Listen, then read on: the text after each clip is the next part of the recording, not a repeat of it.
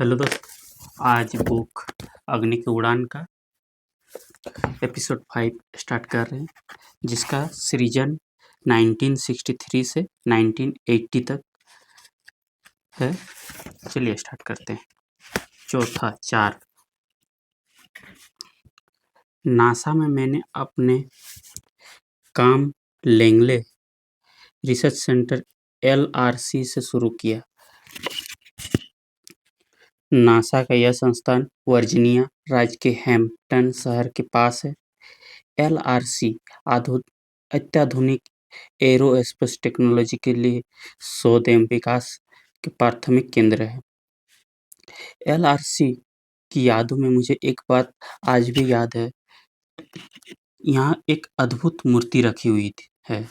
इस मूर्ति में एक सारथी 2 घोड़ों को हाँकते हुए दिखाया गया है।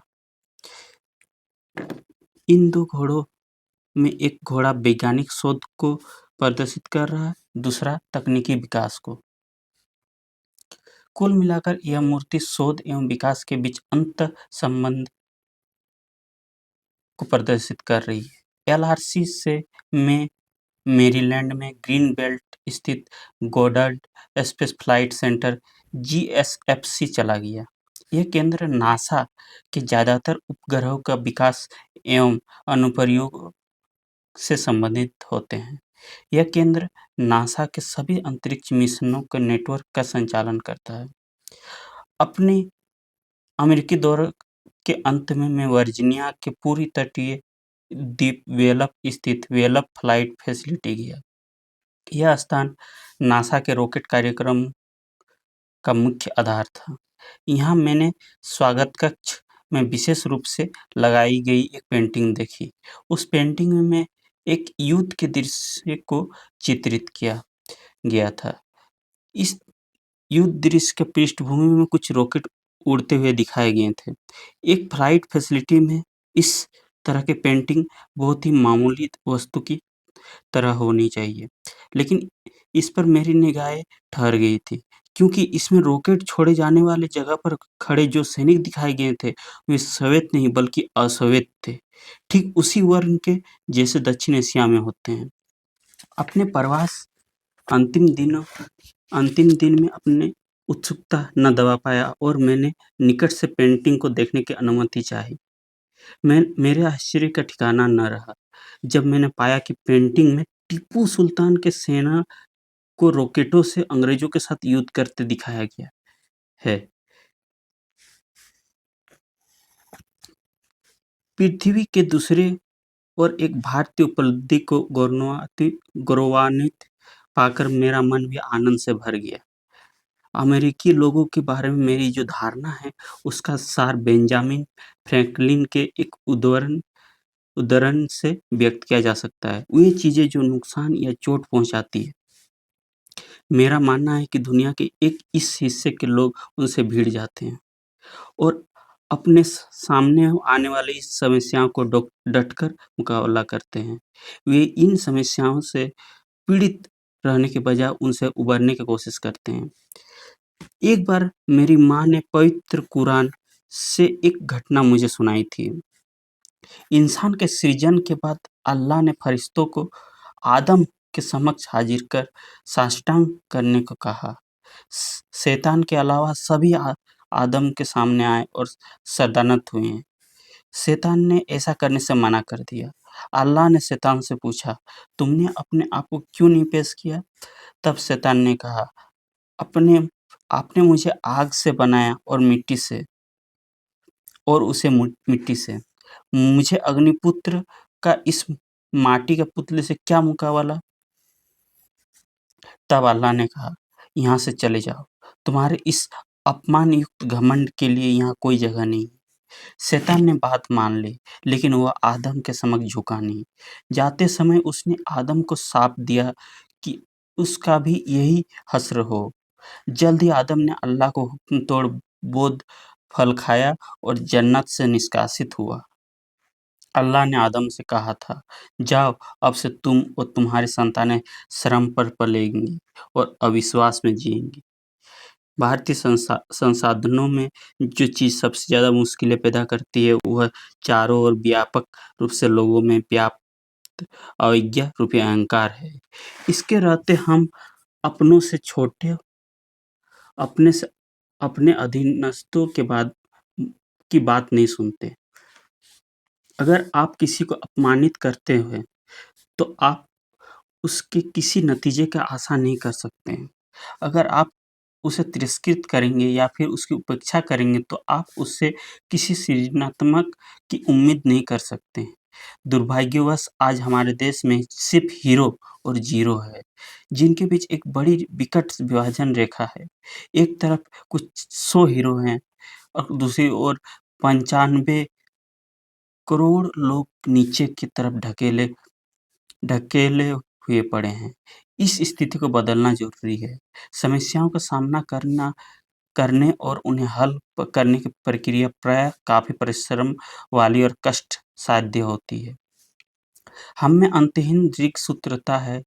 दरअसल समस्याओं को नस्तर की तरह प्रयोग कर ही असफलता के नासूर चीरे जा सकते हैं और दर्द की पीड़ा से उबरा जा सकता है। वस्तुतः समस्याएं अंतर्निहित साहस एवं बुद्धिमत्ता के प्रकट करती है। जैसे ही मैं नासा से लौटा, 21 नवंबर 1963 21 नवंबर 1963 को भारत का नाइक अपाचे नामक पहला रॉकेट छोड़ा गया। यह गुंजायमान रॉकेट साउंडिंग रॉकेट नासा में ही बना था। यह रॉकेट उसी चर्च की इमारत में जोड़ा गया था, जिसका मैं पहले जिक्र कर चुका हूँ। रॉकेट को ले जाने के लिए उपकरण के नाम पर सिर्फ एक ट्रक और हाथ में चलाने वाली हाइड्रोलिक क्रेन था।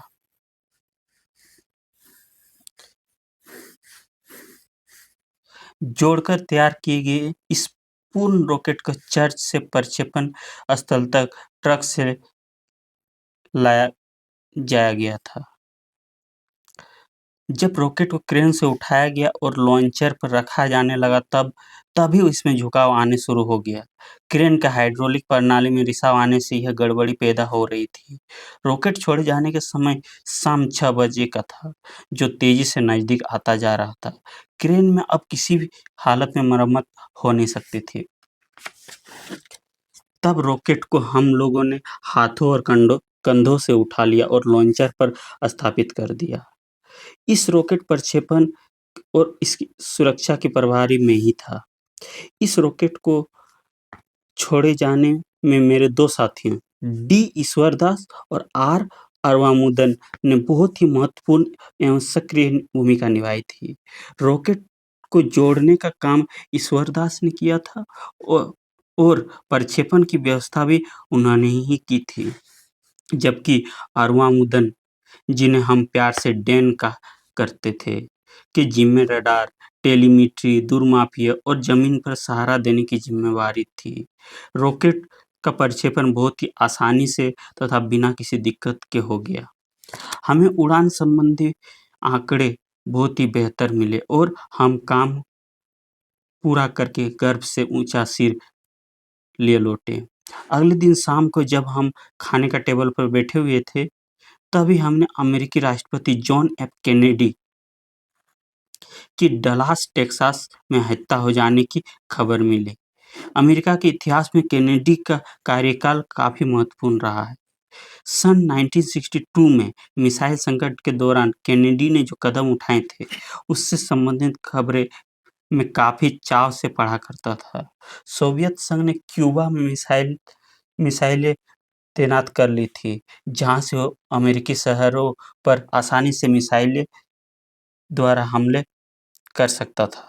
इस पर कैनेडी ने किसी भी तरह के मिसाइल तैनात करने के लेकर प्रतिबंध लगा दिया था। इसके अलावा अमेरिका ने सोवियत संघ को यह भी धमकी दी थी कि अगर उसने सोवियत संघ ने पश्चिमी के किसी भी देश पर हमला किया, तो उसके खिलाफ जवाबी कार्रवाई की जाएगी। सोवियत नेता क्रुश्चेव ने क्यूबा से मिसाइलें वापस रूस बुला लेने और वहां बनाए गए मिसाइल बेस को खत्म कर देने का आदेश दिए। इस तरह 14 दिन बाद तनाव भरा यह ऐतिहासिक नाटक खत्म हो गया। अगले दिन प्रोफेसर साराभाई ने हमें भविष्य की योजनाओं पर विस्तार से बातचीत करने के लिए बुलाया। विज्ञान और टेक्नोलॉजी के क्षेत्र में ये भारत में एक नए युग के सृजन कर रहे थे। 30 से 40 साल के बीच की नई पीढ़ी वैज्ञानिकों और इंजीनियरों के भीतर एक अप्रत्याशित ऊर्जा का सृजन किया जा रहा था। भारतीय अंतरिक्ष अनुसंधान समिति में हमारी सबसे बड़ी योग्यता हमारी डिग्रियां और प्रशिक्षण नहीं था, बल्कि हमारी क्षमताओं में प्रोफेसर साराभाई का विश्वास था। नाइक अपाची को सफलतापूर्वक छोड़े जाने के बाद उन्होंने इंडियन सैटेलाइट लॉन्च व्हीकल भारतीय उपग्रह प्रक्षेपण यान तैयार करने का अपना सपना हमारे साथ पूरा करने का मन बना लिया था। प्रोफेसर साराभाई का आशावाद बहुत ही प्रबल था। उनके थुम्बा आने की खबर से लोगों में बिजली सी दौड़ जाती थी और सभी प्रयोगशालाओं, कार्यशालाओं एवं डिजाइन ऑफिसों में अनवरत सक्रियता नजर आने लगती थी। प्रोफेसर साराभाई को कुछ नया कर दिखाने के उत्साह एवं जोश में लोग रात दिन काम में लगे रहते थे। हर कोई ऐसा कुछ नया कर दिखाना चाहता जैसा कि इससे पहले देश में कभी हुआ ही ना हो। नया डिजाइन हो, निर्माण के नए तरीके हो अथवा प्रशासनिक कामकाज के तौर तरीके, सभी में सक्रियता आ जाती थी। प्रोफेसर साराभाई एक व्यक्ति या एक समूह को प्रायः एक साथ कई काम सौंप देते थे। हालांकि उनमें से कुछ काम तो शुरू में ही बिल्कुल असंबद्ध लगते थे, लेकिन बाद में पता चलता था कि ये आपस में एक दूसरे से काफी गहराई से जुड़े हैं। जब प्रोफेसर साराभाई हमसे उपग्रह प्रक्षेपण यान एसएलवी एसएलवी याद रखिएगा, ये बार-बार आएगा, एसएलवी के बारे में बात कर रहे थे, तभी उन्होंने मुझसे सैनिक विमान, मिलिट्री एयरक्राफ्ट के लिए रॉकेट की मदद से उड़ान भरने वाली प्रणाली, rocket assistant take off system यानी राटो का अध्ययन करने को कहा। मस्तिष्क में इसकी कल्पना कर लेने के सिवाय इन दोनों में कोई सीधा संबंध नहीं था। मुझे आभास था कि जल्दी ही या बाद में एक चुनौती भरे काम का अवसर मेरी प्रयोगशाला में आएगा। प्रोफेसर साराभाई हमेशा अद्भुत या विलक्षण तरीकों का परीक्षण करने के इच्छुक रहते थे और उन्हें नौजवान युवकों को सिखाते थे। उनकी बुद्धिमत्ता एवं निर्णय लेने की क्षमता इतनी प्रबल थी कि वे न सिर्फ यह महसूस कर लेते थे कि क्या अच्छा हुआ है, बल्कि यह भी कि इस काम को कब रोका जाना है। मेरी राय में वह आदर्श प्रयोगकर्ता एवं प्रवर्तक थे।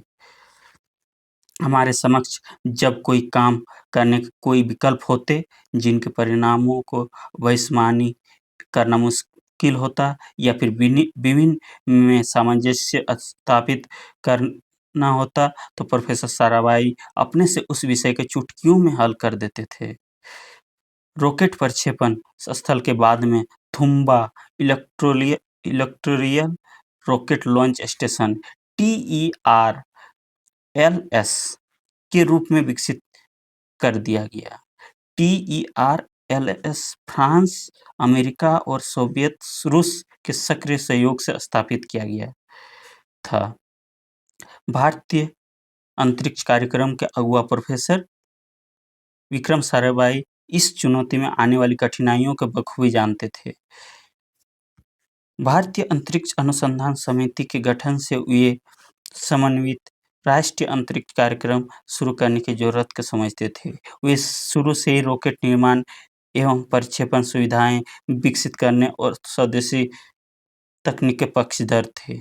इसी को ध्यान में रखकर अंतरिक्ष विज्ञान और तकनीकी केंद्र तथा भौतिकी अनुसंधान प्रयोगशाला अहमदाबाद में रॉकेट ईंधनों, प्रणोदन प्रणालियों, वैमानिकी, रॉकेट मोटर इंस्ट्रूमेंटेशन, नियंत्रण एवं निर्देशन प्रणालियां, टेलीमेट्री ट्रैकिंग प्रणालियां एवं अंतरिक्ष में प्रयोग के लिए वैज्ञानिक उपकरणों के वैज्ञानिक एवं तकनीकी विकास के उद्देश्य से कई बड़े कार्यक्रम शुरू किए गए।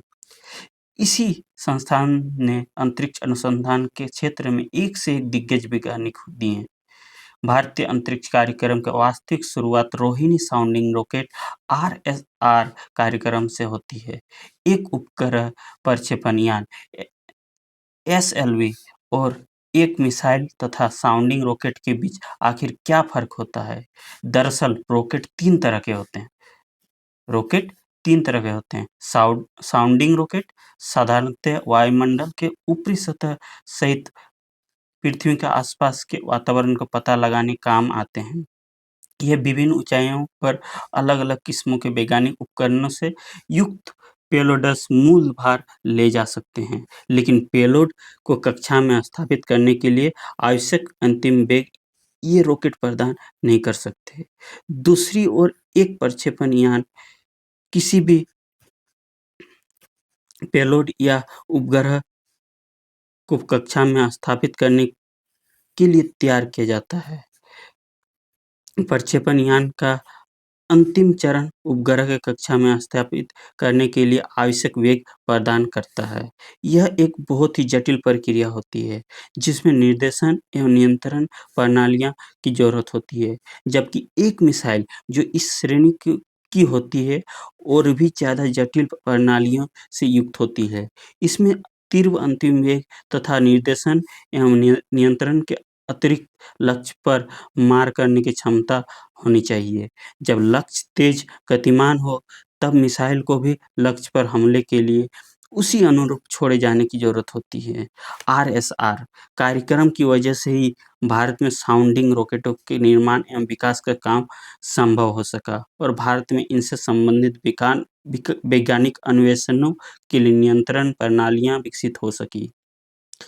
इस कार्यक्रम के तहत साउंडिंग रॉकेटों की पूरी श्रेणी विकसित की गई और विभिन्न वैज्ञानिक एवं तकनीकी अध्ययन के लिए आज तक कई सौ रॉकेट छोड़े जा चुके हैं। मुझे आज भी याद है, पहला जो रोहिणी रॉकेट छोड़ा गया था, उसमें करीब 32 किलोग्राम वजन का एक ठोस प्रणोदन मोटर लगी थी और इस पर 7 किलोग्राम वजन का पेलोड लगाया गया था, जिसे 10 किलोमीटर की ऊंचाई पर स्थित कक्षा में प्रक्षेपित करना था।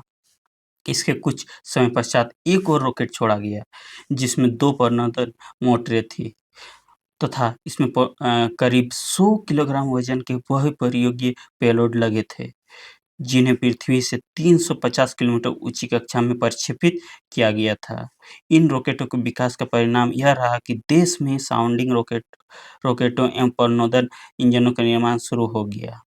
इससे बहुत ही उच्च क्षमता वाले प्रणोदनों का तकनीकी विकास देश में ही होने लगा और पॉलीयूरेथन एवं पॉलीब्यूरेन के ईंधन वाले रॉकेट इंजन देश में बनने लगे। बाद में प्रणोदन ईंधन परिसर का भी स्थापना की गई, जिसमें रॉकेट इंजनों के लिए जरूरी सामरिक रासायनिक ईंधन एवं प्रणोदकों के उत्पादन के लिए रॉकेट प्रोपेलेंट प्लांट की स्थापना की गई। प्लांट का नाम है आरपीजी। 20वीं सदी में भारतीय रॉकेटों के विकास को टीपू सुल्तान के 18वीं सदी के सपने का साकार होने के रूप में देखा जा सकता है। जब सन 1799 में टीपू सुल्तान युद्ध में मारा गया था, तब अंग्रेजों की सेना ने 700 से ज़्यादा रॉकेट पकड़े थे और 900 रॉकेट के उप प्रणालियाँ पकड़ी थी। उसकी सेना में 27 ब्रिगेड थे, जिन्हें कुसुन कहा जाता था और हर ब्रिगेड में एक रॉकेट कंपनी थी। इसे जर्क्स नाम से पुकारा जाता था। किस नाम से? जर्क्स। इन रॉकेटों को बाद में विलियम कॉन्ग्रेव इंग्लैंड ले गया था। इस तरह ये ब्रिटेन के हो गए। उस समय कोई गेट, आईपीआर एक्ट या पेटेंट कानून तो था नहीं। इस तरह टीपू सुल्तान की मौत के साथ ही भारतीय रॉकेट भी खत्म हो चुके थे, कम से कम 150 साल के लिए। इसी बीच विदेशों में रॉकेट तकनीक काफी तेजी से विकसित हुई।